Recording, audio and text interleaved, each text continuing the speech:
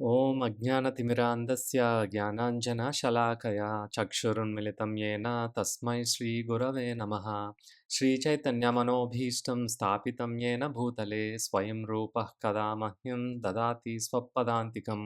వైరాగ్యవిద్యా నిజభక్తియోగా శిక్షార్థమేకः పురుషः పురాణः శ్రీకృష్ణచైతన్య శరీరధారి కృపాంబుధేర్యస్తం అహం ప్రపద్యే. నమో విష్ణుపాదాయ కృష్ణప్రేస్థాయ భూతలే శ్రీమతే భక్తివేదాంత స్వామిన్నితి నామినే. నమస్తే సారస్వతే దేవే గౌరవాణి ప్రచారిణే నిర్విశేష శూన్యవాది పాశ్చాత్యదేశతారిణే. జయ శ్రీకృష్ణ చైతన్య ప్రభు నిత్యానంద శ్రీ అద్వైత గదాధర శ్రీవాసాది గౌరభక్తవృంద. హరే కృష్ణ కృష్ణ కృష్ణ హరే హరే, హరే రామ రామ రామ హరే హరే.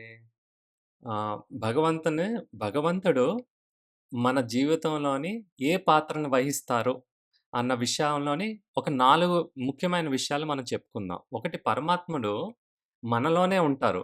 మనం మర్చిపోయేటట్టుగా చేస్తూ ఉంటారనమాట విషయాల్ని. అంటే మీకు చెప్పాను కదా!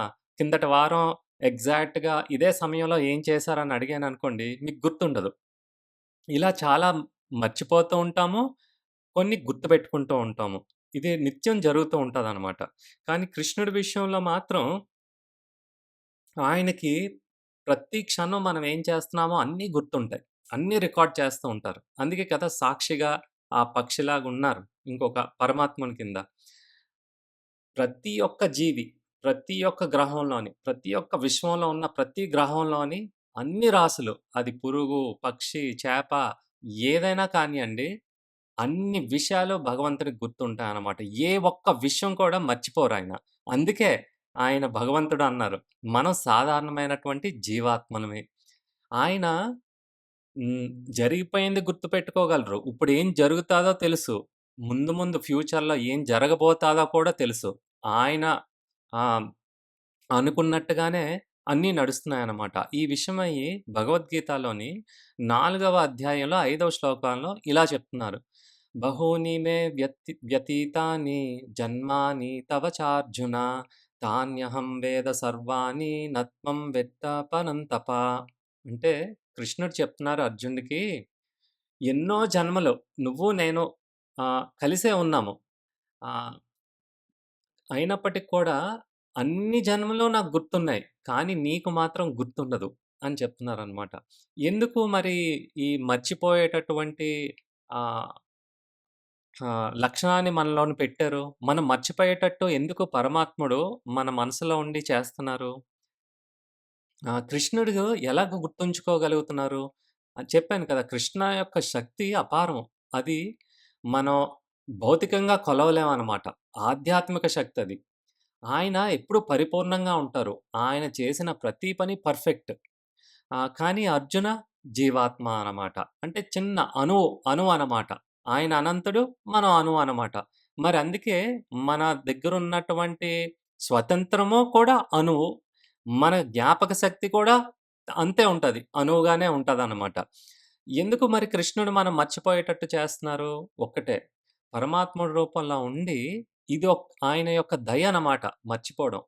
ఎందుకంటే ఇప్పుడు ఇదే జీవితంలోని మనం కొన్ని ఇబ్బందుల పాలయ్యాము. కొన్ని కష్టాలు పడ్డాము. ఇవన్నీ కానీ మనం ఎప్పుడు గుర్తుగా ఉన్నాయనుకోండి, మనం మన జీవితాన్ని మనం ఎంజాయ్ చేయలేం. అస్సలు సంతృప్తి అనేదే ఉండదనమాట. హ్మ్. ఇప్పుడు ఒక మంచి సినిమా వచ్చింది.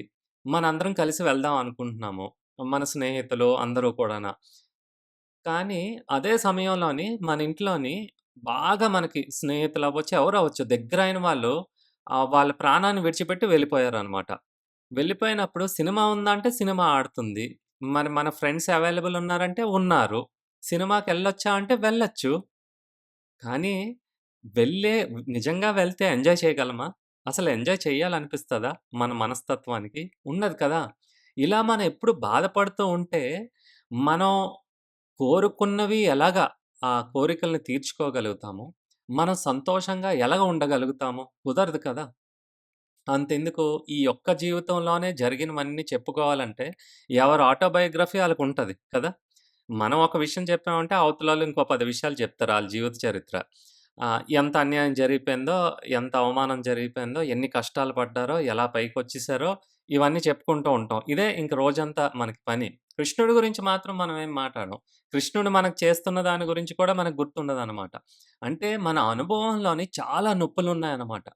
మరి కోట్లాది జన్మలు జరిగిపోయిన జన్మల్లోని అన్ని విషయాలు మనకి గుర్తున్నాయనుకోండి, ఇప్పుడే తలకాయ నొప్పిగా ఉన్నది ఈ ఒక్క జీవితంతోనే. మరి ఇన్ని కోట్లాది జన్మలు గుర్తొస్తే తల పగిలిపోద్ది. ఆ! నరాలు కట్ అయిపోతాయన్నమాట మనకి. ఆహ్, మరి ఇలా ఉన్నప్పుడు ఏమైనా పని చేయగలమా? మనం డిప్రెషన్‌లో ఉన్నప్పుడు, బాధ కలిగినప్పుడు మన శరీరం కూడా కదలిక చాలా తగ్గిపోద్ది. ఏం చెయ్యాలనిపించదు. ఏం తోచదనమాట. ఆహ్, మనకి కష్టం వచ్చినప్పుడు. ఆహ్, అలాగా సంతోషంగా మిగతా వాళ్ళతో ఉందామన్నా కూడా ఉండలేమనమాట. అందుకోసం మర్చిపోవడం అనేది చాలా ముఖ్యం అనమాట. జరిగిపోయింది మర్చిపోవాలి. ముందుకు వెళ్ళాలి జీవితంలోని. ఆహ్, ఒక్క జీవితంలోనే మనం చేసినటువంటి పాపాల్ని గుర్తుపెట్టుకున్నా, లేదా మన పైన మనకి ఎంతమంది ఇబ్బంది పెట్టారన్న విషయాల్ని గుర్తుపెట్టుకున్నా, మనం నార్మల్‌గా ఉండలేం జీవితంలోని. సంతోషం విషయం వదిలిపెట్టండి. మామూలుగా కూడా ఉండలేమనమాట. మరి అలాంటప్పుడు అన్ని కోట్లాది జన్మలవి ఏం జరిగుండొచ్చో, మనం ఎవరిని చంపామో, మనం యాక్సిడెంట్‌లో చచ్చిపోయామేమో, మనం జంతువుల్ని ఎలా చంపుకొని తింటున్నామో, మనం ఒక జన్మలోని ఒక జంతువుగా ఉంటే ఎవరో మనల్ని చంపుకొని తిన్న విషయం గుర్తు రావచ్చు. ఆ! ఇలాగా ఈ ఆహ్, నొప్పి కలిగించినటువంటి విషయాలు ఎన్నో ఉంటాయి. ఎక్కువుంటాయన్నమాట. ఈ యొక్క లోకంలో ఉన్నాయి కాబట్టి. మరి ఇవన్నీ గుర్తుపెట్టుకొని ఏం ఎంజాయ్ చేస్తాం జీవితంలో? ఇప్పుడు కూడా మనం సంతృప్తిగా ఎందుకు లేము? ఆహ్, ఏదో ఒక వెల్త్ మన జీవితంలోని ఉన్నట్టుగా అన్నీ ఉంటాయి. కానీ సరిపోదు. ఇంద్రియాలకి సరిపోదు, మనసుకి సరిపోదు. ఇంకా ఎక్కడికో ఎళ్ళిపోవాలి. ఇంకా ఏదో సాధించాలి. ఎందుకు? అన్నీ తాత్కాలికమైనటువంటి సంపాదనే. అది మనతో పాటు శాశ్వతంగా ఉండేది కాదు. అది మాత్రం మనం అర్థం చేసుకోవట్లేదు. సో, ఈ రకంగా ఆహ్, అంతేకాదు ఇప్పుడు పాస్ట్ లైఫ్ థెరపీ అని పాత జన్మలను కూడా మనం గుర్తు చేసుకునేటట్టుగా నిరూపించడానికి చేస్తున్నారు. అదొక పెద్ద సీరియల్‌గా కూడా తీస్తూ ఉంటారు. అందులో మసాలాలు కలుపుతూ ఉంటారు. చాలా జరుగుతూ ఉంటాయి. ఇప్పుడు జీవితానికే మనం ఇబ్బంది పడినవి గుర్తుపెట్టుకుంటే కష్టంగా ఉంటది. పాత జన్మలన్నీ గుర్తు చేసుకొని, ఆ గతాన్ని తవ్వుకొని, ఆ గోతిలో మళ్ళీ మనం దూకాలా? అవసరం లేదు. మర్చిపోవాలి. మనకి పాత జన్మలదేది గుర్తుండకూడదు. గుర్తొచ్చిందంటే, ఈ జన్మ కూడా మనం మిస్ అయిపోతాం. సరిగ్గా బతకడం. కాబట్టి ఈ మతిమరుపు అంటే మర్చిపోవడం, విషయాల్ని మర్చిపోవడం అనేది నిజంగా ఆయన యొక్క దయ అన్నమాట. భగవంతుడు ఇచ్చినటువంటి మనకి ఒక ఆహ్, వరం. ఒక వరం అన్నమాట. కాబట్టి మీరు దీన్ని ఓహ్! నాకిది గుర్తులేదు, అది గుర్తులేదు పర్వాలేదు. భగవంతుడికి సంబంధించిన విషయాల్ని గుర్తుపెట్టుకోవడం మొదలుపెట్టండి. ఆహ్, జరిగిపోయిన విషయాల్ని గుర్తుపెట్టుకోవడం వల్ల ఏమి చేయలేం. జరగాల్సిన విషయాల మీద మన లగ్నం పెట్టుకుంటే మంచిదనమాట. అందుకోసమే ఈ యొక్క ప్రకృతి ఎలా నడుచుకుంటదంటే, మనం ఎప్పుడూ కూడా ఒకళ్ళ యొక్క తప్పుని ఎత్తి చూపిస్తున్నామనుకోండి పదే, పదే, పదే, పదే అంటే ఫాల్ట్ ఫైండింగ్. హ్మ్. ఆహ్, అంటే దొంగోడిని దొంగ అని అనొచ్చు. కానీ అయ్యిందానికి, కాని దానికి ఇంకిదే యాతనలో పడ్డామనుకోండి, వాడిలా చేశాడు, వీడిలా ఉన్నాడు, పక్కింటోడు అలాగున్నాడు, మా ఇంట్లో వీళ్ళిలా చేశారు. ఇదే రోజంతా మాటాడుకొని ఉంటే, మన యొక్క చైతన్యం ఆ నెగెటివ్ థాట్స్ మీదే ఉండిపోద్ది. మన చైతన్యం దేనిపైన ఎక్కువుంటాదో మీకు చెప్పాను. అదే మన జీవితంలో కలుగుతదని. ఏ తప్పులైతే మనం పదే, పదే ఎంచి చూపిస్తున్నామో, ఆ యొక్క ఫాల్ట్ మనకి ట్రాన్స్‌ఫర్ అయిపోద్దనమాట. అవన్నీ కూడా ఆ లక్షణాలన్నీ మనకొచ్చేస్తాయనమాట. అందుకనే చాలా జాగ్రత్తగా ఉండాలి. మనం పిల్లలైనా అవ్వనియండి, మన ఇంట్లో పిల్లలైనా, బయట వాళ్ళైనా, ఎవరైనా సరే ఒక 20% వరకు మనం దూషించొచ్చు. అంటే తప్పులు చేసినప్పుడు అనవసరంగా కాదండి. తప్పు అన్నప్పుడు తప్పు. ఒక 80% మాత్రం అందరిని కూడా ప్రోత్సహిస్తూ ఉండాలనమాట. ఇంట్లో వాళ్ళైనా, బయట వాళ్ళైనా, ఆఫీస్‌లో అయినా, స్కూల్‌లో అయినా, కాలేజ్‌లో అయినా సరే. ఎందుకంటే ప్రమాదం ఏంటో చెప్పాను కదా! అయిన దానికి, కాని దానికి పదే పదే అంటే అంతేకాదు. అది ఎంత యాతనంటే ఆ నెగెటివ్ థింకింగు ఆహ్, మనం ఏమైనా ఆహారం తీసుకున్నామనుకోండి, అందులో ప్రాణం ఉంటదనమాట. లైఫ్ ఫోర్స్ ఉంటది. ఆ! ప్రాణవాయువులుంటాయనమాట. అది యాపిలో, వెజిటబుల్సో ఏమైనా ఆహారం తీసుకున్నప్పుడు దానివల్ల మనకి ప్రాణం కలుగుతుంది. Life force. ఆ! ప్రాణ అనేది ఉంటుందనమాట. ఈ భోజనం తిన్న అందులో ఉన్నటువంటి పోషక విలువలన్నీ కూడా ఈ నెగెటివ్ ఈ సూక్ష్మ శరీరం దహనం చేసేస్తది. ఈ సూక్ష్మ శరీరం వాటిని తినేస్తది లోపటి నుంచి లోపట. అప్పుడు మన భోజనం ఎంత ఆర్గానిక్ భోజనం మంచి బెస్ట్ ఫుడ్ తిన్నా కూడా మన వంటికి వంట పట్టదనమాట. ఏమీ ఉండదింక అందులో పౌష్టిక విలువలన్నీ కూడా అది తినేస్తది కాబట్టి, మన నెగెటివ్ మైండ్ సెట్ ఆ సూక్ష్మ శరీరం తినేయడం వల్ల, దహనం చేసేయడం వల్ల, ప్రాణం వల్ల మనకి అనారోగ్యం వస్తదనమాట. భోజనం తినేటప్పుడు భగవంతుని ప్రసాదం రోజు తినేటప్పుడు శ్రద్ధగా దాని మీదనే మనం యజ్ఞం చేసినట్టుగా దాని పైన దృష్టి పెట్టి మర్యాదగా తినాలనమాట. ఏవో టీవీ ప్రోగ్రామ్‌లెట్టుకొని సినిమాలు చూసుకుంటూ తినడం వల్ల తినేటప్పుడు ఆహ్, డైజెస్టివ్ ఎంజైమ్స్ క్రియేట్ అవుతాయి కదా! అంటే మనం తిన్నప్పుడు అరాయించుకునేటటువంటి ఆ రసాయనాలు. దాంతో పాటు టీవీ చూస్తే అందులో ఉన్నటువంటి సన్నివేశాల ప్రకారంగా మనం ఎమోషన్స్ చేంజ్ అవ్వడం వల్ల మన బ్రెయిన్‌లో కూడా కొన్ని రసాయనాలు విడుదలవుతాయి. ఆ రసాయనాలు మన జీర్ణశక్తికి సంబంధించినటువంటి రసాయనాలు మిక్స్ అయిపోయి అది పాయిజన్ కింద తయారవుతదనమాట. కానీ మనం ఒక బకెట్ ఆహ్, పాప్‌కార్న్ తెచ్చుకొని సినిమా ముందు కూర్చొని ఆ కోకో కోలా అంటే అది అది అందులో ఏమి ఉండదు. ఆహ్, షుగర్, వాటర్ అంతే. అందులో కొంచెం సోడా ఏస్తాడు, రంగేస్తాడు. ఓహ్! ఎంత ఖర్చయినా సరే నమిలేస్తాము, తాగేస్తూ ఉంటాం అనమాట. ఇంట్లో కొని అదే. ఇంట్లో కూడా అంతే గదా! ఆ ప్లేట్‌లో పెట్టుకొని, ఆ టీవీ ముందు కూర్చొని లేకపోతే ముద్ద దిగదనమాట. అంటే తిండి మీద మనం పూర్తిగా లగ్నం లేదు. చైతన్యం పెట్టట్లేదు. మన మనసు లగ్నం లేదు. అటు ఆ టీవీ, ఆ ప్రోగ్రామ్‌ని కూడా దాని మీద కూడా సగం సగంగా ఉంటదనమాట. అందుకే ఏదో ఒక పని శ్రద్ధతో చెయ్యాలనమాట. అప్పుడు పూర్తిగా మనకి దాని నుంచి రావాల్సినటువంటి ఆహ్, ఆ బెనిఫిట్ మనకి ఖచ్చితంగా వస్తదనమాట. కాబట్టి విషయాలన్నీ కూడా మనం జాగ్రత్తగా ఇప్పుడు తెలుసుకోవాల్సొస్తుంది. ఒకప్పుడు అందరూ ఇలా బతికేవారు. వాళ్ళకేం వేరేగా చెప్పాల్సిన అవసరం ఏం లేదు. కానీ ఇప్పుడు అన్నీ కూడా విరుద్ధంగా ఆహ్, కొత్త కొత్త వెరైటీ అన్న పేరుతో అన్నీ వికృతంగా చేస్తున్నామనమాట. వికృతంగా చేస్తున్నాం పనులన్నీ కూడా. రోజు వరకు పనులు కూడా. ఇప్పుడు మనమే ఇలాగుంటే మన పిల్లలకి ఇంకేం తెలుస్తది? నెక్స్ట్ జనరేషన్ వాళ్ళకేం తెలుస్తది? ఏమీ తెలీదనమాట. కాబట్టి మనం ఊరికే దూషించే పని మీద ఉండకూడదనమాట. భగవంతుని యొక్క నామాన్ని స్మరించుకోవడం, భగవంతుని గురించి 10 మందికి చెప్తే ఏమైతే మనం ఇస్తామో, మన జీవితంలో తిరిగి మనకి మళ్ళీ వస్తదనమాట. అందుకోసమే మీకింత ముందు చెప్పాను. మన జీవితంలోని ఏమైనా ఒక చేదు అనుభవం, మంచి అనుభవం వస్తుందంటే అది మనం ఇంకొకరికి ఇచ్చామనమాట. అదే తిరిగి మనకి మళ్ళీ వస్తుంది. 360 డిగ్రీస్ అనమాట. కాబట్టి చాలా జాగ్రత్త. అయితే గురువు గారు వాళ్ళ యొక్క శిష్యుల యొక్క ఆహ్, ఏమైనా ఫాల్ట్స్ ఉంటే కరెక్ట్ చేస్తూ ఉంటారు. ఆయన కోపగించుకుంటారు. కానీ అది ప్రేమతో వాళ్ళ మీద ఉన్న ఎఫెక్షన్‌తోని వాళ్ళ పిల్లలు కూడా బావుండాలి అన్న దాంతోని. కానీ మన దూషించడం ఎలా ఉంటది? ఒకళ్ళ మీద ఎనిమిటీ, ఒకళ్ళ మీద జెలసీ, ఒకళ్ళ మీద గ్రీడీనెస్సు ఇలా రకరకాలుగా ఆ రకం ఇంటెన్షన్‌తోని మనం దూషిస్తాం కాబట్టి ఆ యొక్క క్వాలిటీ తిరిగి మళ్ళీ మనకొస్తదనమాట. మరి విషయాలన్నీ కూడా మనం గుర్తు చేసుకున్నామనుకోండి, ఏమవుతది? మనం చేసిన తప్పుల్ని, మనం చేసిన పాపాల్ని ఏమవుతది? మనం ఏమి జీవితాన్ని ఎంజాయ్ చేయలేమనమాట. హ్మ్.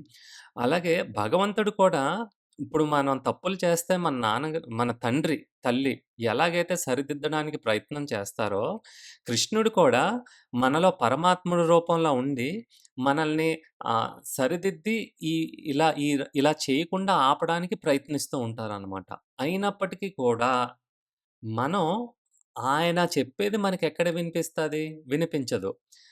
ఆయనకి ఇండిపెండెంట్‌గా అంటే ఆయన మీద డిపెండెన్సీ లేకుండా నేను కూడా నాకు నచ్చినట్టు నేను ఎంజాయ్ చేయగలను.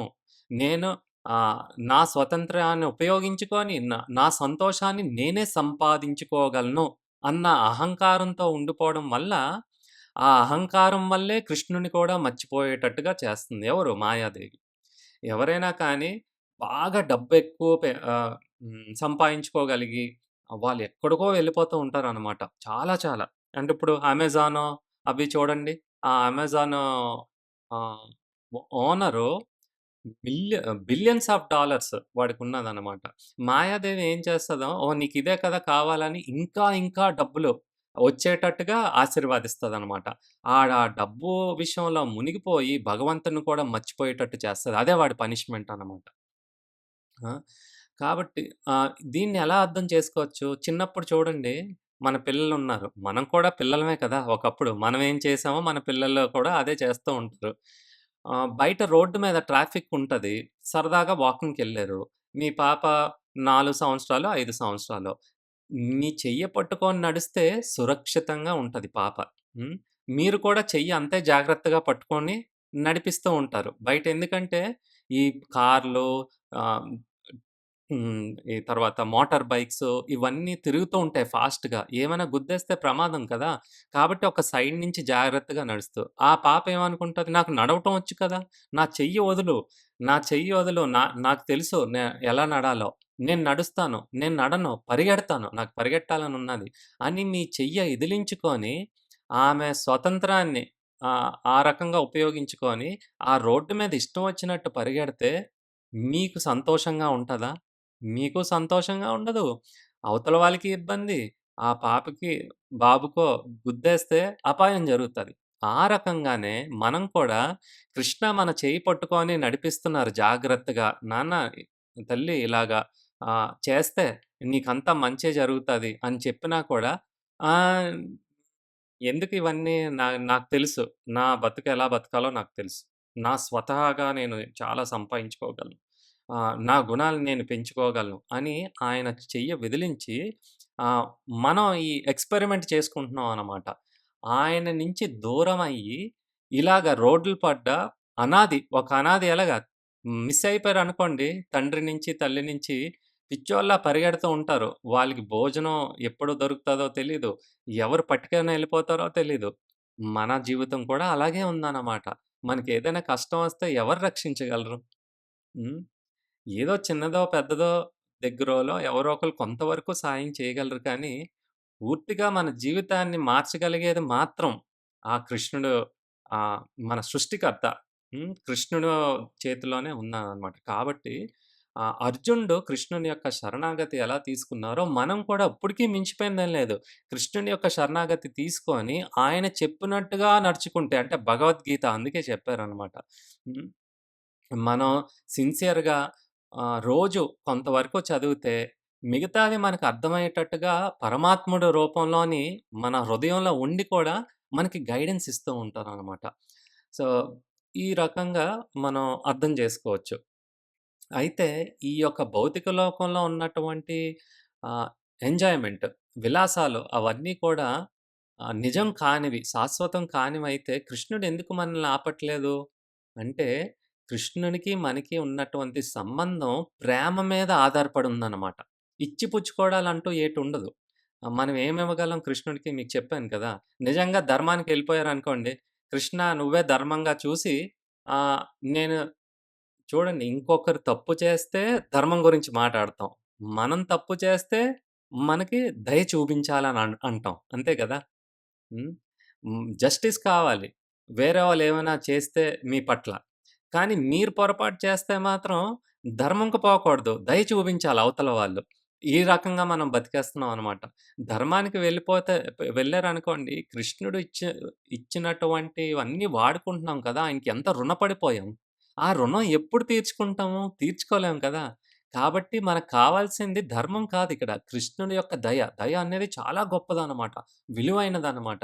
లేకపోతే మనం ఎప్పటికీ కూడా ఈ భౌతిక ప్రపంచం నుంచి బయటకి పడే అవకాశమే లేదు. ఎప్పుడు తీరుద్దాం అనుకుంటున్నారు రుణం? ఇప్పుడు రోజులోనే ఒక 10 నిమిషాలు, పావుగంట మన భగవద్గీత చదవడానికే కష్టంగా ఉంటే 24 గంటల్లోని మరి ప్రతి క్షణము ఆయన దయ పైన ఉండి మనం బతుకుతున్నాం గదా! మన తెలివితేటలు అవ్వనియండి, చెప్పాను కదా ఇంతకుముందు. ఏ విషయమైనా కానియండి. మన మధ్యనున్నటువంటి సంబంధం భగవంతుని మన మీద ప్రేముంది కాబట్టి, ప్రేమ ఎక్కడుంటదో అక్కడ చిన్న స్వతంత్రాన్ని కూడా ఇవ్వడం జరుగుతది. కా ప్రేమనేది ఫోర్స్ చేసేది కాదనమాట. ఫోర్స్ చేస్తే అది ఆర్టిఫిషియల్ అవుతది. ఈ రోజుల్లోని అందరూ కూడా ఆర్టిఫిషియల్ లవ్వే. నిజమైన ప్రేమ ఈ భౌతిక లోకంలో ఉండదు. అలాంటిదేమైనా కొంత సూచనతో కలిగినటువంటి ప్రేమ ఏదైనా ఉందంటే గొప్ప ప్రేమ అది కేవలం తల్లికి, బిడ్డకి మధ్యనున్నటువంటి సంబంధం అంతే. ఇంకేది కూడా దీన్ని మించింది ఇంకోటుండదనమాట. ఎందుకంటే తల్లి ఆమెకి నిద్ర లేకపోయినా, ఆమె ఆహ్, శా శారీరకంగా ఆమెకి ఎంత కష్టం కలిగినా, రాత్రి నిద్ర లేకపోయినా ఆహ్, వీడు తిరిగి నాకేం సహాయం చేస్తాడు అని కూడా ఆలోచించకుండా, వాడి కోసం కనిపెట్టుకొని, రాత్రనక, పగలనక, ఒంట్లో బావున్నా, బాలేకపోయినా సెల్ఫ్‌లెస్‌గా ఆ బిడ్డకి సర్వ్ చేస్తదనమాట. అది మాత్రం ప్రేమ అనొచ్చు. దాన్ని మాత్రం. మిగతాదేది కూడా ప్రేమ అలాంటిదంటూ ఏముండదు. అది కేవలం నీడ లాంటిదనమాట. కాబట్టి ప్రేమ అనేది బలవంతంగా పెట్టి తెచ్చుకునేది ప్రేమ కాదు. అలాంటి ప్రేమ మనకసలే వద్దు. అలాంటి మర్యాదలు కూడా వద్దు. ఎళ్లి నేనెవరో తెలీదా నీకు? నాకు మర్యాద ఇవ్వవా? నేనంటే మర్యాద లేదా? అంటే ఎందుకు ఫోర్స్ చేసి బలవంతం పెట్టి మర్యాద తెప్పించుకోవడం అది మర్యాద కాదు. బలవంతం పెట్టి ప్రేమించుకునేటట్టు ఇంతకుముందు చెప్పాను కదా! ఆ గన్ను పెట్టి "నువ్వు నన్ను ప్రేమిస్తున్నావా?" అని అడిగితే ప్రేమిస్తున్నాననే అంటారు. కానీ అది నిజమైన ప్రేమ కాదనమాట. అందుకే భగవంతుడు కూడా మనల్ని బలవంతం పెట్టి ప్రేమించుకునేటట్టు చేయడానికి ఆయనకిష్టం లేదనమాట. మీరు కావలిస్తే నాతో పాటు ఉండొచ్చు. ఆహ్, ఆ చిన్న పిల్లడు చాక్లెట్‌లిచ్చిన దాకా వదలడు కదా! "అరేయ్ నాన్న నీకు ఆరోగ్యం పాడవుతది. ఆల్రెడీ 5 తిన్నావన్నా" వాడు గెంతి కింద మీద ఏడిస్తే ఇంకా సర్లేరా బాబు ఎందుకీ తలనొప్పి. నీకు కావాల్సింది ఇచ్చేస్తానులే అని ఇచ్చేస్తారు భగవంతుడు కూడాన. సరే నీకు కావాలంటున్నావు కదా! అది నిన్ను చెడగొడతదని నీ దగ్గర తీసేసుకున్నాను. కానీ నువ్వు ఇంత రాద్ధాంతం చేస్తున్నావు కాబట్టి ఇచ్చేస్తాను. అదే మీకు చెప్పాను కదా! తిరుపతి మెట్లు మోకాళ్ళ మీదెళ్ళడం, దొర్లుకుంటూ వెళ్ళడం, ఇంకొంతమందయితే నిప్పుల మీద నడవటాలు ఇవన్నీ ఏంటంటే బ్లాక్‌మెయిల్ అనమాట. మరి పిల్లలు అలాగే కదా! బ్లాక్‌మెయిల్ చేస్తారు. ఏడ్చి, ఏడ్చి, గీపెట్టి ఇంక తప్పదు ఇవ్వాల్సిందే. భగవంతుడు కూడా ఏం చేస్తాడు? సరే నాన్న ఇదే నేను నీకు మొత్తం అసలు ఏ ప్రాబ్లమ్ లేకుండా చేద్దాం అనుకుంటున్నాను. నువ్వు మాత్రం ఇదే కావాలనుకుంటున్నావు. నేను నీకు ఆరోగ్యం ఇవ్వాలనుకుంటున్నాను. నువ్వు మాత్రం నీ చాక్లెట్ మీదే నీకు ఆహ్, మక్కువ ఉన్నాదనమాట అని చెప్పి భగవంతుడు కూడా మనం ఇలా కోరికలు కోరుకుంటుంటే అలా తీరుస్తూ ఉంటారనమాట. సో, మొట్టమొదటేంటి ఆయన మనకి జ్ఞాపక శక్తి కోల్పోయేటట్టు చేస్తున్నారు. ఏ ఏ జ్ఞాపకాల్ని? పాత జరిగిపోయినటువంటివి. ఎందుకు అవన్నీ గుర్తుంటే మనం సరిగా బతకలేం కాబట్టి, సరిగా మనం ఎంజాయ్ చేయలేం కాబట్టి. రెండవది భగవంతుడు మనకి జ్ఞానం ఇచ్చేవాడు. పరమాత్ముడు. పరమాత్ముడు ఇంకొక రూపంలోని మనకి జ్ఞానాన్నిస్తున్నారనమాట. జ్ఞానం లేకపోతే రోజు వరకు చేసుకున్న పనులు కూడా మనం ఎలా చేయాలో తెలీదనమాట. హ్మ్. అంతెందుకు కృష్ణుడు భగవంతుడు కాదు అన్న వాళ్ళు అంటే భగవంతుడు పైన నమ్మకం లేని వాళ్ళు కూడా ఉంటారు. వాళ్ళు కూడా చాలా గొప్పగా డిబేట్ చేస్తూ ఉంటారు. వాళ్ళకి ఎవరిచ్చారో ఆ జ్ఞానాన్ని? భగవంతుడే ఇవ్వాలి. అంటే మీరేం కోరుకుంటున్నారో ఇంటర్ఫియర్ అవ్వకుండా భగవంతుడే మీకు ఆ జ్ఞానాన్ని ఇస్తారనమాట. హ్మ్. ఇప్పుడు ఒక బల్లుంటది. బల్లికి ఒక పిల్ల పుడతది. పుట్టిన వెంటనే ఏం చేస్తది? ఆ బల్లి పిల్ల ఇలా పుట్టిందో లేదో నోట్లోంచి ఆ పెద్ద నాలుక తీసి, ఆ ఎగురుతున్నటువంటి ఒక ఇన్సెక్ట్‌ని పట్టుకొని మింగేస్తదనమాట. మరి దీనికేమైనా ట్రైనింగ్ ఇచ్చారండి? ట్రైనింగ్ ఇవ్వలేదే! మరి ఎలా తెలిసింది? అప్పుడప్పుడు పుట్టిన బిడ్డ పుట్టాక తల్లిపాలు ఎలా తాగాలో ట్రైనింగ్ ఏమైనా ఇస్తారా? ట్రైనింగ్ ఇవ్వక్కర్లేదండి. ఎవరి ద్వారా ఈ విషయాలు తెలుస్తున్నాయి? మరి పక్షులుంటాయి. కొన్ని వేల మైళ్ళు మైగ్రేట్ అవుతూ ఉంటాయి. ఆ వాతావరణం ఎక్కడైతే ఇంకొక దేశంలో మొదలవుతాదో అక్కడికి మైగ్రేట్ అవుతూ ఉంటాయన్నమాట. ఎక్కడి నుంచొచ్చాయి తెలివితేటలు వాటికి? వాళ్ళకేమైనా ఆహ్, స్కూలు, కాలేజు, క్లాస్ రూమ్‌లు ఇవేమైనా ఉంటాయా? ఇవేమి ఉండవు. ఈ వలసకి వెళ్ళడానికి వాటికిని. హ్మ్. అలాగే ఈ ఈ యొక్క జ్ఞానం ఎప్పుడు ఏం చేయాలని పరమాత్ముడిస్తారనమాట. మనం రోజు వరకు బతకడం కోసమని.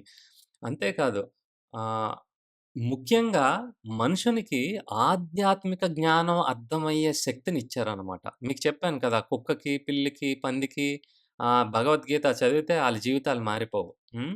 అలాగే తిరుపతిలో చెప్పాను కదా! తిరుపతిలోని ధామ్‌లోనే ఉంటాయి కాకులు. వాటికేమి విముక్తి కలగదు. Intention important. మన మనస్తత్వం ఇంపార్టెంట్. గంగకెళ్ళి మునిగిపోతే మన పాపాలు పోవండి. ఆ! ఏంటి అంత సులువా? మరి ఆ గంగలోనే ఎన్నో చేపలుంటాయి. ఎప్పుడు ములిగే ఉంటాయి. మరయ్యెందుకు అక్కడే ఉంటున్నాయి? అయ్యి ఆటికి విముక్తి ఎందుకు కలగట్లేదు మరి? మోక్షం ఎందుకు కలగట్లేదు? మన మనస్తత్వాన్ని బట్టి. ఇదిగో గంగమ్మ ఈ నేను చాలా పాపాలు చేశాను. ఇప్పుడు ములుగుతున్నాను. దయచేసి ఈ పాపాలన్నిటిని తీసేసాను. ఇవన్నీ ఆటంకంగా ఉన్నాయి. ఈ చెడు అలవాట్లు, ఈ చెడు ఆలోచనలు, ఈ చెడు మనస్తత్వం, ఆహ్, నేను ఆల్రెడీ చేసినటువంటి ఆ గిల్టీ ఫీలింగు ఇవన్నీ నన్ను తినేస్తున్నాయి. ఈ వీటిల నుంచి నాకు కొంచెం మోక్షాన్ని కలిగిస్తే తండ్రి ఆ! భగవంతుని కృష్ణ పరమాత్ముని యొక్క పాదాలని సేవ చేసుకుంటాను అని ములగండి. ఇమ్మీడియేట్‌గా మొత్తం అన్ని పాపాలు పోతాను. మనమేం చేస్తాం? పాపాలు పోయాయి కదా! అని ఫ్రెష్‌గా మళ్ళీ మొదలుపెడతాం. బయటికి వచ్చామో లేదో, ఆ ఏనుగు స్నానం చేసిన తర్వాత ఆహ్, ల్యాండ్ మీదకొచ్చాక మళ్ళీ ఏం చేస్తది? చెత్తా చెదారం మళ్ళీ దాని మీద జల్లుకుంటది. మనం కూడా ఏం చేస్తున్నాం? సరే, గంగామాత ఆవిడ మన పైన దయ తలచి ఆల్రెడీ చేసిన పాపాలన్నీ కూడా వాటిని తీసేస్తది. కానీ ఫ్రెష్‌గా మొదలు పెడతాం అనమాట మనం. అంతేకాని అయిపోయిందేదో అయిపోయింది. ఇంక మీదటి నుంచి ఈ రకంగా ఉంటాను. ఇంకెప్పుడు పాపాలు చేయనని మాత్రం మనం ఉండము. కదా! సో, ఈ రకంగా ఈ యొక్క మనిషి యొక్క జీవితంలో మాత్రమే, ఈ యొక్క శరీరంలో మాత్రమే మన ఆధ్యాత్మిక శాస్త్రం అర్థమయ్యే అవకాశం ఉన్నదనమాట. మనం ఎందుకు ఇలాగ సఫర్ అవుతున్నాము? దీని నుంచి మనం బయట ఎలా పడగలుగుతాము? ఈ రకమైనటువంటి ఇంటెలిజెన్స్ అంతా కూడా మన మనసులో ఉన్నటువంటి పరమాత్ముడే మనకి కలుగజేస్తారనమాట. చెప్పాను కదా! పరమాత్ముడిని చైత్య గురువు అనొచ్చు. చైత్య గురువు అంటే మన చైతన్యాన్ని చూపించేవారు. ఎక్కడ? మనసులో అన్నమాట. చెప్పాను కదా! ఆత్మకి చైతన్యం ఉంటది. మరి పరమాత్ముడు లేకుండా అసలు మన ఆత్మలో చైతన్యమే ఉండదు కదా! ఆయన ద్వారా ఈ చైతన్యం అనేది కలిగింది. అంటే మన మనసులో ఉండి ఓహ్! ఆహ్, కృష్ణాన్ గురించి నా గురించి నువ్వు తెలుసుకోవాలనుకుంటున్నావు. నేను చెప్పేది నీకు వినిపించట్లేదు కానీ, నీ ప్రయత్నం నువ్వు చేస్తున్నావు కాబట్టి, బాహ్యంగా గురువుని మీకు అందేటట్టుగా చేస్తారనమాట.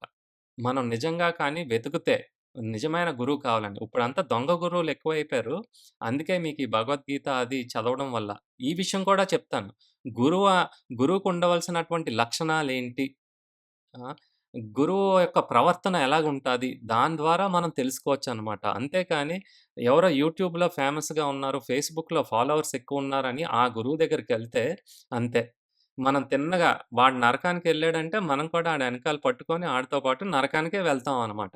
కాబట్టి నిజమైన గురువుని మనం సిన్సియర్‌గా కావాలనుకుంటే దానికి కావాల్సినటువంటి పరిస్థితిని భగవంతుడు మన పరమాత్ముడు మన మనసులో నుంచి మనల్ని ఆ వైపుగా నడిపిస్తారనమాట. అప్పుడు ఆ గురువుగారిని కలిసిన తర్వాత ఆయన ద్వారా ఇదిగో ఈ భగవద్గీత మన మట్టుకు మనం చదువుకుంటే అర్థం అవ్వదు కదా! మనకి బోధపరుస్తారనమాట. ఆయన శక్తిని కూడా మనకి ట్రాన్స్‌ఫర్ చేస్తారనమాట. ట్రాన్స్‌ఫర్ చేయడం వల్ల మనకి ఈ విషయాలన్నీ సరిగా అర్థమవ్వి భగవంతుని యొక్క సేవ చేసి భక్తితోని మళ్ళీ మన కృష్ణుడి దగ్గరికి వెళ్ళేటట్టుగా చేస్తారు. మీకు చెప్పాను కదా! ఇక్కడి నుంచి చెన్నై నుంచి బెంగుళూరు ఎళ్ళాలంటే అనుకుంటే ఎళ్ళిపోరు.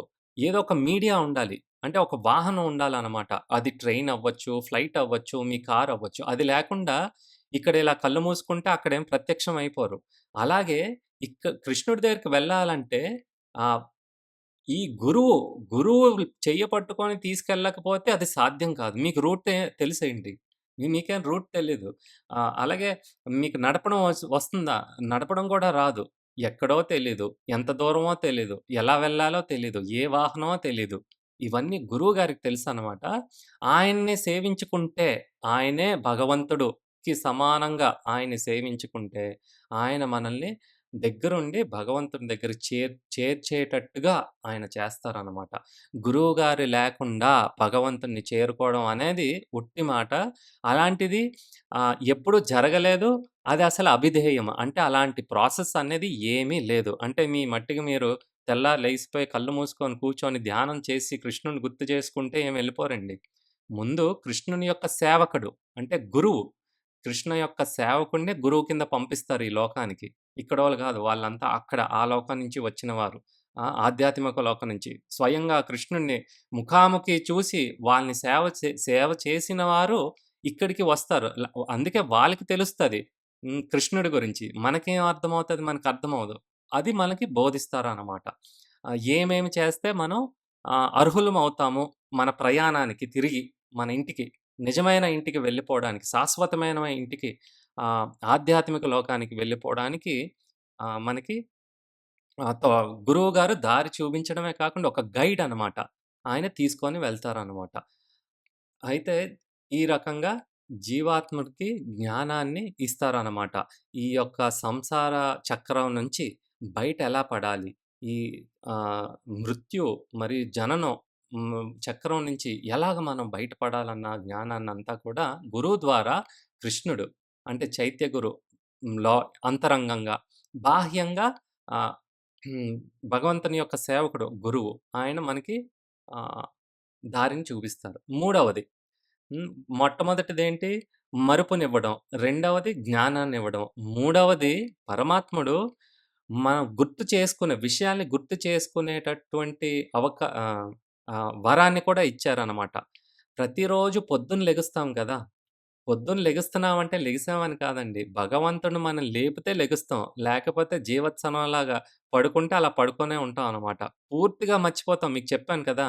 మీరు ఆడవారా? మగవారా? మీరు తల్లా? కొడుకా? మేనేజరా? లేకపోతే పెద్ద కంపెనీకి హెడ్డా? ఇవేవి నిద్దట్లో. అంటే నిద్ర చావుతో సమానం అనమాట. ఎక్కువ నిద్రపోతే ఎక్కువ సస్తున్నట్టు రోజును. హ్మ్. అందుకే ఈ శరీరం విశ్రాంతి తీసుకోవడానికి ఎప్పుడు పడితే అప్పుడు పడుకోవడానికి నిజానికి రాత్రి మాత్రమే పడుకోవాలండి. పగలుపూట ఎవరైతే పడుకుంటున్నారో వాళ్ళ ఆరోగ్యం త్వరగా క్షీణించిపోతదనమాట. నిజానికి మన శరీరాన్ని పూర్తిగా ఫ్లాట్‌గా కూడా పడుకోబెట్టకూడదనమాట. అంటే ఒంట్లో బాగోలేకపోతే ఆహ్, వేరే విషయం. వాళ్ళ విశ్రాంతి తీసుకోవాలి.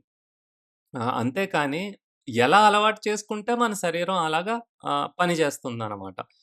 ఆహ్, ఈ కాబట్టి మనం ఎవరిమి, ఏం చేయాలి? ఎప్పుడు లెగాలి? ఇవన్నీ కూడా పొద్దున్న లె లెగి మనం లెగిసేటట్టు చేసి, మనం ఎవరో మళ్ళీ రోజు గుర్తు చేస్తుంది ఎవరు? మనం కాదు. ఆ పరమాత్ముడు మనలో ఉన్నటువంటి పరమాత్ముడు మనకు గుర్తు చేస్తున్నారు. ఇదిగో నువ్వు ఈ కంపెనీకి మేనేజరు. ఇదిగో నువ్వు ఈ ఇద్దరు పిల్లలకి నువ్వు తల్లివి. ఇదిగో నువ్వు ఇవి చెయ్యాలి. ఇదిగో నువ్వు 10 గంటల లోపట ఆఫీస్‌కెళ్ళాలి కదా! కాబట్టి నువ్వు అలారం పెట్టుకున్నావు 6 గంటలకి లెగాలి. ఈ రకంగా మనలో ఉన్నటువంటి పరమాత్ముడే మనం లేకపోతే మనం లెగము. అంతే. అయిపోయిందనమాట మన టైము. దాని ఉద్దేశము. సో, ఆయన మనం లెగిసేటట్టు చేస్తున్నారు. అయినా కూడా మనం గుర్తించము ఆయనంటే ఎవరో. కాబట్టి రోజు మనం చనిపోతున్నాం అన్నమాట. కొన్ని గంటలు. మరి పూర్తిగా చనిపోయినప్పుడు కొన్ని నెలలు పట్టొచ్చు, కొన్ని సంవత్సరాలు పట్టొచ్చు, కొన్ని యుగాలు కూడా పడతాయి. అంటే మనం చేసిన పాపాన్ని బట్టి మనకి చాలా లేట్‌గా వస్తది ఇంకొక శరీరం. హ్మ్. ప్రతి రాత్రి చనిపోతున్నాం. ప్రతిరోజు సూర్యుడు రావడంతోని మనం మళ్ళీ బతుకుతున్నాం అన్నమాట. అంటే ప్రతిరోజు ఒక కొత్త జీవితం. ప్రతిరోజు ఒక కొత్త అవకాశం అన్నమాట. అంటే భగవంతుడిని తెలుసుకోవడం కోసం. మనం ఎవరో మన ఆత్మ సాక్షాత్కారం చేసుకోవడం కోసం. ఆహ్, కానీ రోజు ఈ భౌతిక జీవితంలోని బాగా బిజీ అయిపోయి, అవే సంపాయించుకోవడానికి మనం పూర్తి సమయాన్ని వృధా చేసుకొని, ప్రతిరోజు ఈ అవకాశాన్ని పోగొట్టుకుంటున్నాం.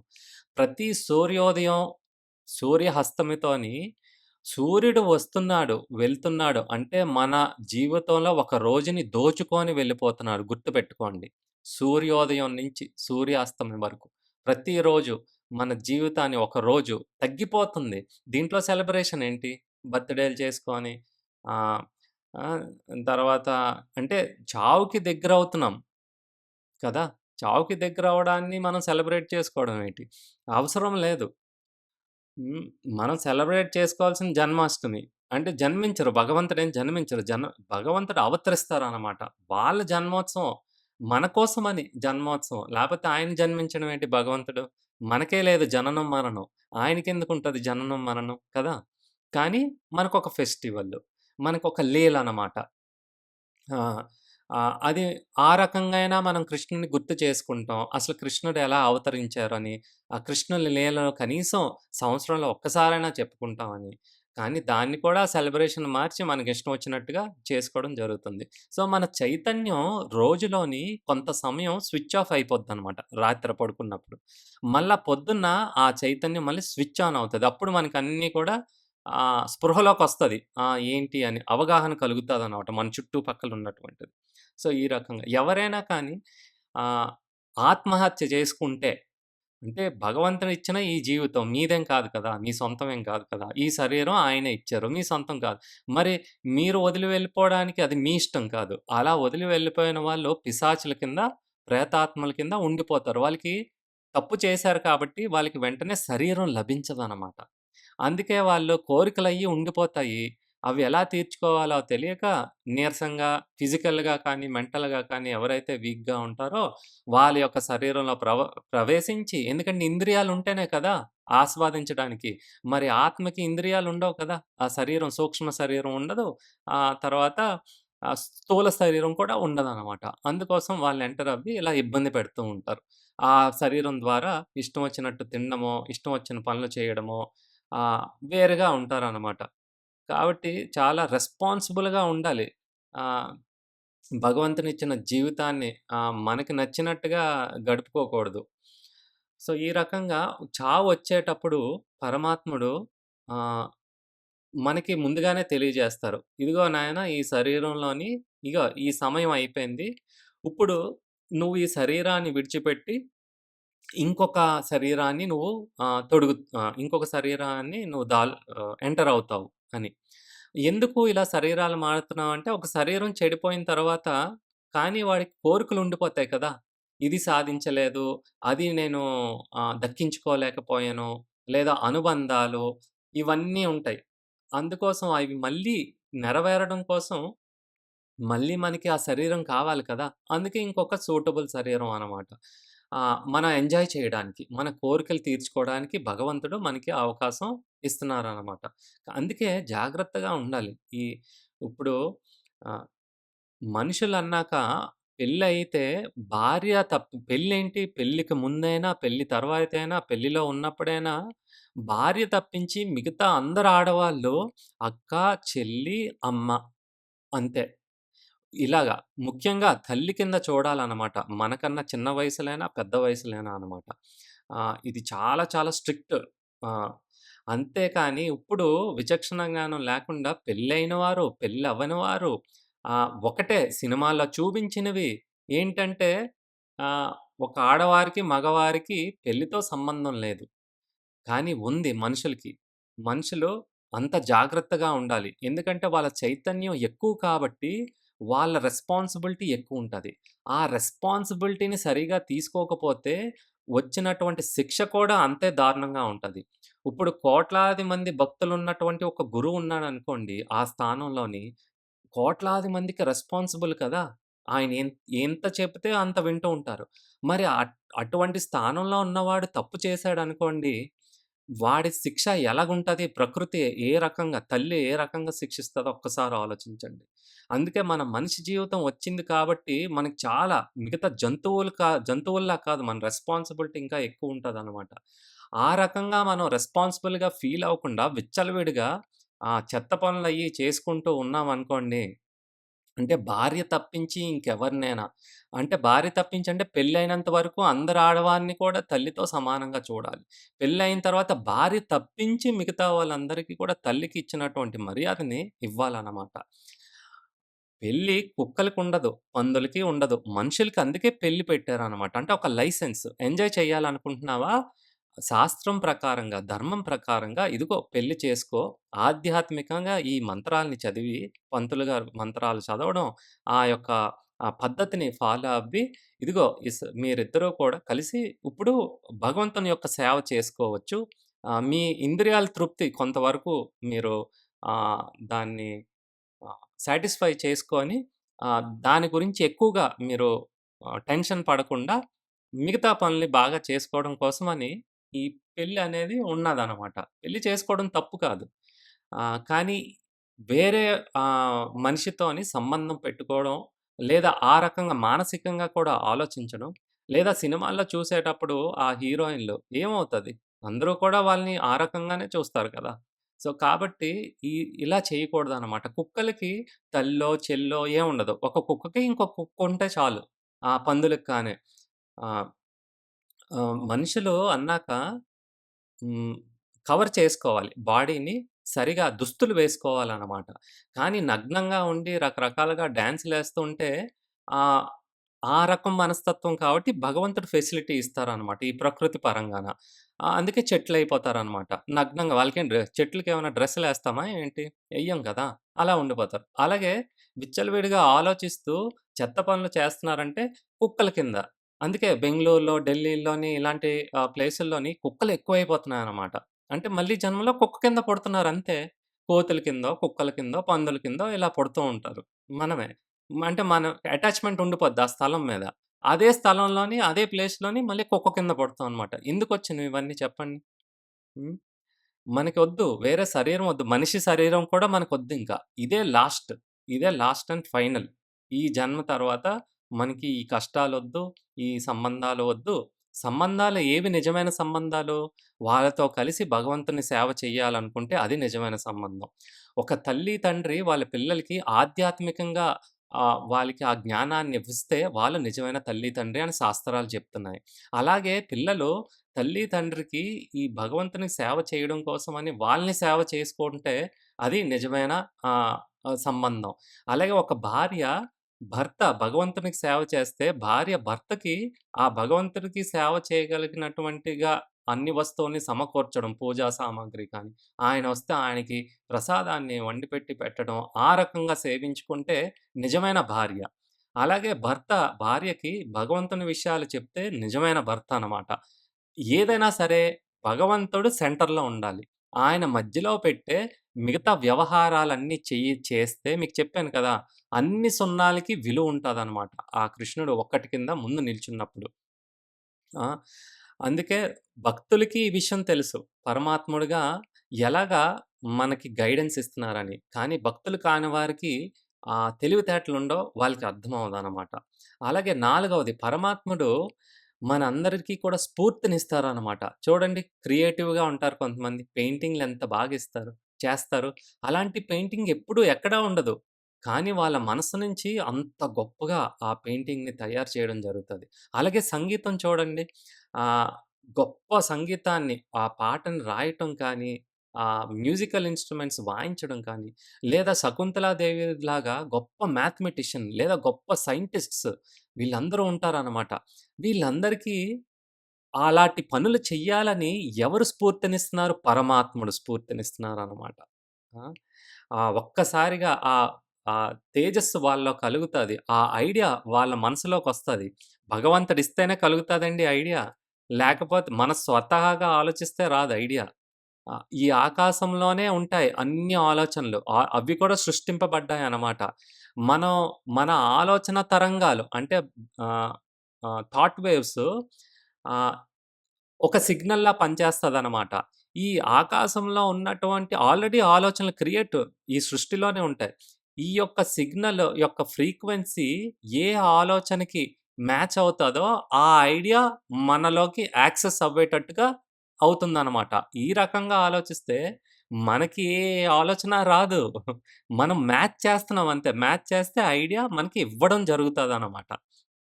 ఆహ్, ఆ వేవ్ లెంత్ అంటాం కదా! ఆ మెంటల్ వేవ్ లెంత్‌ని మనం పెంచుకోవాలనమాట. ఆహ్, ఈ రకంగా. 'శకుంతలాదేవి' చూడండి ఏ ఈక్వేషన్ ఇచ్చినా మ్యాథ్స్‌లోని మనం అంటే స్టెప్ బై స్టెప్ సాల్వ్ చేసి రాయాలి. ఆవిడ స్టెప్ బై స్టెప్ చేయరు. ఆన్సర్ రాసేస్తారు డైరెక్ట్‌గాన. రివర్స్ డైరెక్షన్‌లో రాస్తారు. ఇటు నుంచి అటు రాస్తారు. అటు నుంచి ఇటు రాయగలరనమాట. ఎక్ ఎక్ ఎలా వచ్చింది ఆమెకి తెలివితేటలు? భగవంతుడిచ్చిన స్ఫూర్తనమాట. హ్మ్. కాబట్టి ఇవన్నీ కూడా మనకి అనిపిస్తూ ఉంటాయి కదా! ఈ ఆహ్, ఈ ఇంట్యూషన్ అంటాం. ఇంట్యూషను ఇవన్నీ మనం స్వతహాగా సంపాదించుకునేవి కాదనమాట. సో, ఈ రకంగా భగవంతుడు మనకి ఆ ఉత్సాహాన్ని, స్ఫూర్తిని ఇస్తున్నారనమాట. చాలా విషయాలు చెప్తూ ఉంటారు. కానీ భగవంతుడు చెప్పింది మనకి వినిపించదు. ఎందుకు వినిపించదు? ఎందుకంటే చాలా నాయిస్ అంటే ఎన్నో శబ్దాలు కప్పబడి ఉన్నాయన్నమాట. ముందు మన మనసుకి ఒక వాయిస్ ఉంటది. అది గొడవ చేస్తూ ఉంటది. పోనీ అది సరే అనుకుంటే, ఇంద్రియాలు కూడా నిశ్శబ్దంగా ఉండవు. అవి కూడా ఇది కావాలి, అది కావాలంటది. అలాగే ఈ భౌతిక కోరికలు బోలెడన్నుంటాయన్నమాట. ఇన్ని రకాల వాయిస్‌లోని ఈ పరమాత్ముడు చెప్పేది మనకెక్కడినిపిస్తది చెప్పండి? మన గోలే బోలెడు గోలుంది కదా! ఆ గోలలోని భగవంతుడు చెప్పింది ఎక్కడినిపిస్తది? అందుకే నిశ్శబ్దం అంటే వీటిలన్నిటిని కూడా కామ్ డౌన్ చేసుకోవాలి. ధ్యానం చేసుకుంటూ. ధ్యానం చేసినప్పుడు ఈ యొక్క నాయిసెస్ అన్నీ ఆగిపోయినప్పుడు అప్పుడు భగవంతుడు ఏం చెప్తున్నాడో మనకి వినిపిస్తదనమాట. మన హృదయంలోని. అప్పుడు మనం రికగ్నైజ్ చేయగలం. ఇది పరమాత్ముని యొక్క శబ్దము. ఆయన ఈ విషయం చెప్తున్నారని. ఇప్పుడు ఇనిపించదు. ఇప్పుడంతా మన బుర్రలో చాలా చాలా డిస్టర్బెన్స్ నాయిసీగా ఉన్నదనమాట. ఆ రేడియో ఎలాగా మనం కరెక్ట్ ఫ్రీక్వెన్సీలో పెట్టలేదనుకోండి ఆ స్టేషన్‌కి గోలగా ఉంటది. మన జీవితం అంతా అందుకే గోలగా ఉందనమాట.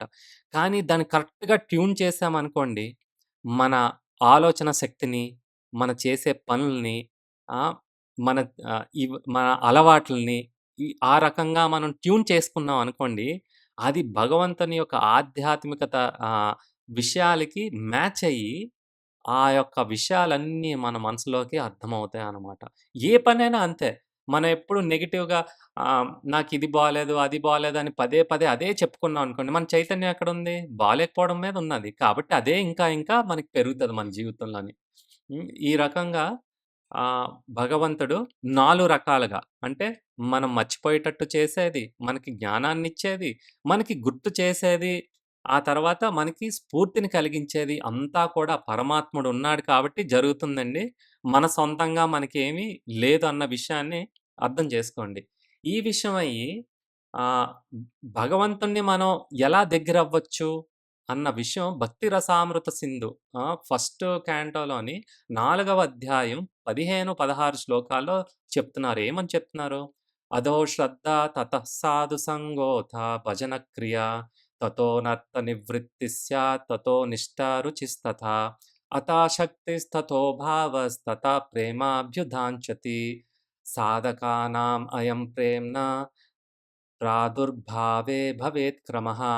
అంటే ఇందులోని 9 యొక్క 9 స్టేజెస్ చెప్తున్నారనమాట. అంటే ఆహ్, 9 స్టేజెస్ ఏంటేంటి? ముందు ఎక్కడి నుంచి మొదలవుతది? అందరం కూడా stage by stage, step by step వెళ్ళాలనమాట. అలాగే మనం భగవంతుని చేరుకోగలం. ఆ స్టెప్స్ ఏటో చెప్తాను చాలా శ్రద్ధగా వినండి. మొట్టమొదటిది శ్రద్ధ. అంటే భగవంతుని మీద నమ్మకం, భగవంతుని మీద శ్రద్ధ, భగవంతుని మీద అటెంటివ్‌నెస్. ఆయన గురించి తెలుసుకోవాలన్న అటెంటివ్‌నెస్. దీన్ని శ్రద్ధ. శ్రద్ధ లేకుండా మన జీవితంలో ఏది సాధించడం సాధ్యం కాదు. భగవంతుడిని మనం దక్కించుకోవాలనుకుంటే, భగవంతుని పాదాలు చేరుకోవాలంటే మొట్టమొదటి కావాల్సినటువంటి లక్షణం శ్రద్ధ. ఆ! రెండవది సాధు సంగ. శ్రద్ధుంటే సరిపోదండి. మనకి నమ్మకం ఉంటే సరిపోదు. మనం ఏ రకమైనటువంటి సంఘంలో ఉన్నామో, మంచి వాళ్ళతో ఉంటే మంచి వాళ్ళమవుతాం. చెడ్డ వాళ్ళతో ఉంటే చెడ్డవారవుతాము. ఆ ఇన్‌ఫ్లూయెన్స్ అలా ఉంటది. ఆ ఎనర్జీ లెవెల్స్ అలా ఉంటాయి. భక్తులతో ఉంటే మనం కూడా భక్తులమవుతాం. కాబట్టి మన సాధు సంగ. భక్తులతో మాత్రం మనం ఎక్కువగా ఉండాలనమాట. మూడవ స్టేజ్ భజన క్రియ. అంటే భక్తులతో ఉండడం వల్ల ఇప్పుడు చూడండి మీరు చాలా విషయాలు తెలుసుకుంటున్నారు కదా! భగవంతుడంటే ఏంటి? ఆయన గుణాలేంటి? మనమేంటి? ఆత్మ అంటే ఏంటి? ఆయన్నెలా చేరుకోవాలి? ఈ విషయాలన్నీ సే ఎలా సేవించాలి భగవంతుడిని కరెక్ట్‌గా? ఇవన్నీ కూడా భక్తులతో ఉండడం వల్ల తెలిసిన తర్వాత, మనం గురువుగారి దగ్గర ఆశ్రయం తీసుకొని, ఆయన ప్రమేయంతోని భగవంతుడిని సేవ చేయడం మొదలుపెడతాం. దీన్ని డివోషనల్ సర్వీస్ అంటాం అనమాట. భజన క్రియ. ఇది చేయడం వల్ల ఏం జరుగుతది? నెక్స్ట్ స్టేజ్ అనర్థ నివృత్తి. అంటే మన మనసులో ఉన్నటువంటి కుళ్ళు, చెత్త, చెదారము ఇవన్నీ కూడా ఫస్ట్ క్లియర్ అవ్వాలి. ఆ! ఇప్పుడు వర్షాలయ్యి పడుతున్నాయి. నేను మీ ఇంటికొస్తున్నాను. మీ ఇంటికొచ్చేటప్పుడు దారిలో జారిపోయి బురదలో పడిపోయానండి. బురదలో పడిపోయాను.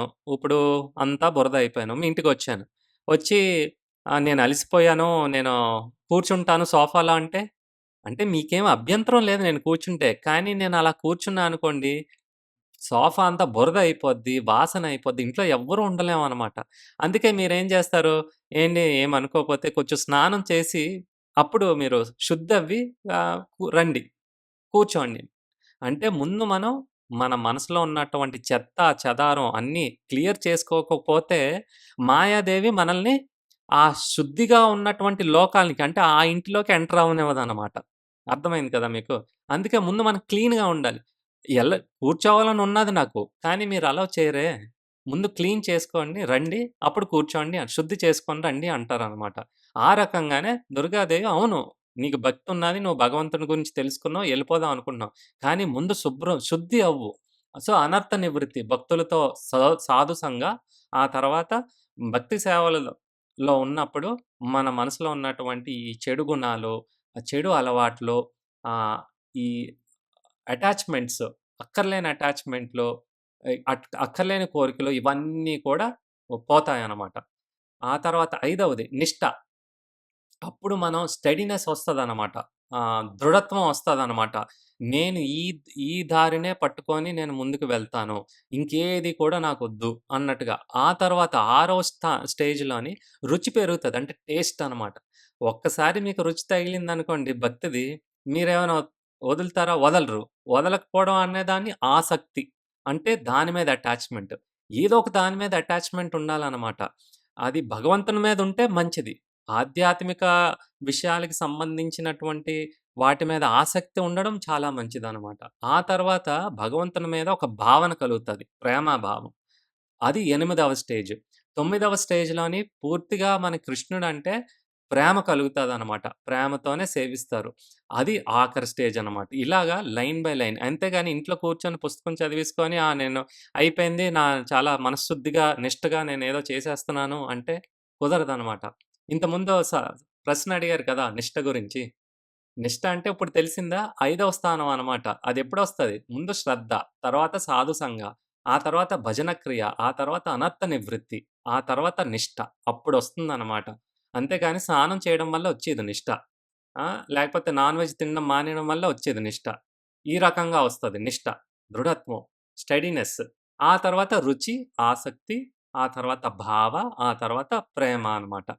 సో, ఈ రకంగా మనం అంచెలంచెలుగా భగవంతుడి దగ్గరికి స్టేజ్ బై స్టేజ్ వెళ్ళొచ్చు.